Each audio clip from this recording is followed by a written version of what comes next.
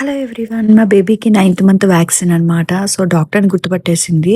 So, అందుకని చెప్పేసి vaccine ఏయించిన తర్వాత మేము తన్ని షాపింగ్‌కి తీసుకొచ్చామనమాట. ఈ మధ్యన చింతలన్నీ గుర్తుపట్టేస్తుంది. తనకంతా తెలిసిపోతున్నాయనమాట. ఎక్కడ తీసుకెళ్తున్నాం ఏంటి అనేది. సో, తనది ఇదొచ్చేసి ఫస్ట్ షాపింగ్. అంటే గ్రోసరీస్ తీసుకోవడానికి తీసుకొచ్చామనమాట. తనకు కూడా కొంచెం రిఫ్రెష్‌మెంట్ ఉంటుంది.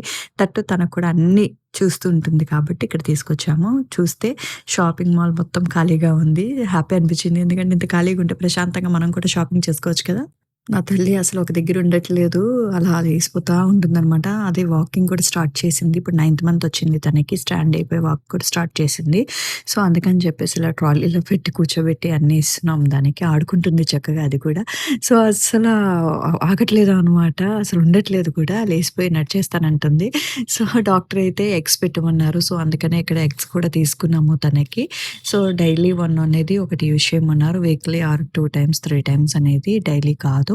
సో, అట్లా అని చెప్పేసి ఎగ్స్ అయితే తీసుకున్నాం. కొంచెం బ్రాండెడ్ బావుంది అని చెప్పేసి. సో, మీరైతే ఎప్పుడు ఎగ్స్ స్టార్ట్ చేశారో? ఏ మంత్ నుంచి స్టార్ట్ చేశారో? నా కామెంట్ సెక్షన్‌లో కామెంట్ చేయండి. ఇప్పుడైతే చింతలకి 9థ్ మంత్ కాబట్టి ఇప్పుడు చేశాము.